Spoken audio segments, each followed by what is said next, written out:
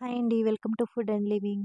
రైస్‌లోకి కానీ, రోటీస్‌లోకి కానీ ఎంతో టేస్టీగా ఉండే డబుల్ బీన్స్ కర్రీ ఎలా ప్రిపేర్ చేసుకోవాలో మనం ఇప్పుడు చూద్దామండి. ఈ డ్రై బీన్స్ మనకి సూపర్ మార్కెట్‌లో దొరుకుతాయండి. అవి ఒక కప్పు బౌల్‌లో వేసుకొని నైట్ అంతా నానబెట్టుకోవాలి. ఎక్కువ టైం లేని వారు ఒక 4-5 అవర్స్ హాట్ వాటర్ వేసుకొనన్నా నానబెట్టుకోవచ్చు. నెక్స్ట్ ఇప్పుడు మనం నానబెట్టుకున్న బీన్స్‌ని ఒక కుక్కర్‌లో వేసుకొని, అందులో ఒక 2 గ్లాసులు వాటర్ పోసుకొని కుక్కర్ మీద మూత పెట్టేసి 3 విజిల్స్ రానివ్వాలి. ఈలోపు మనం గ్రేవీ కోసం ఒక మిక్సీ జార్‌లో ఒక కప్పు జీడిపప్పు, అలాగే ఎండు కొబ్బరి పొడి, కొంచెం గసగసాలు వేసుకొని, నీళ్లు పోసుకొని మెత్తగా పేస్ట్‌లా చేసుకోవాలి.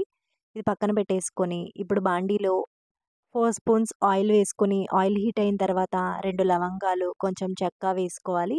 అలాగే సన్నగా తరిగి పెట్టుకున్న ఉల్లిపాయలు కూడా వేసుకొని ఫ్రై చేసుకోవాలి. ఉల్లిపాయలు ఫ్రై అవుతున్నప్పుడు కొంచెం పసుపు, అలాగే ఒక స్పూన్ అల్లం వెల్లుల్లి పేస్ట్ కూడా వేసుకొని ఫ్రై చేసుకోవాలి. ఉల్లిపాయలు వేగిన తర్వాత ఇప్పుడు 2 మీడియం సైజ్ టొమాటోలు సన్నగా కట్ చేసుకొని వేసుకోవాలి. టమాటాలు కూడా కొంచెం ఫ్రై చేసుకున్న తర్వాత ఇప్పుడు 2-3 పచ్చిమిర్చి వేసుకోవాలి. అంతా ఒకసారి బాగా మిక్స్ చేసుకొని ఫ్రై చేసుకోవాలి. ఇలా ఫ్రై అయిపోయిన తర్వాత టేస్ట్‌కి తగినంత ఉప్పు, కారం, అలాగే జీలకర్ర పొడి కూడా వేసుకొని కలుపుకోవాలి. ఇలా కర్రీ నుంచి ఆయిల్ సెపరేట్ అయిన తర్వాత ఇప్పుడు 2 కప్పుల నీళ్లు పోసుకోవాలి. కర్రీ కంప్లీట్‌గా ఉడికిన తర్వాత మనం ముందుగా బాయిల్ చేసి పెట్టుకున్న బీన్స్‌ని అందులో వేసేసుకొని అంతా మిక్స్ చేసుకోవాలి. నెక్స్ట్ ఇప్పుడు ఒక 10 నిమిషాల పాటు ఉడికించుకోవాలి. ఇలా ఉడికిన తర్వాత చివరిగా ఒక 2 స్పూన్ల గరం మసాలా పొడి కూడా వేసుకొని అంతా బాగా మిక్స్ చేసుకోవాలి.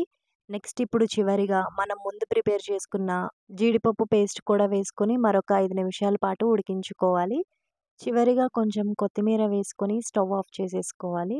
రైస్‌లోకైనా, రోటీస్‌లోకైనా ఈ కర్రీ చాలా టేస్టీగా ఉంటుంది. తప్పకుండా మీరు కూడా ట్రై చేసి టేస్ట్ ఎలా ఉందో కామెంట్ సెక్షన్‌లో కామెంట్ చేయండి. రెసిపీ నచ్చితే తప్పకుండా సబ్స్క్రైబ్ చేసుకోండి. Thanks for watching.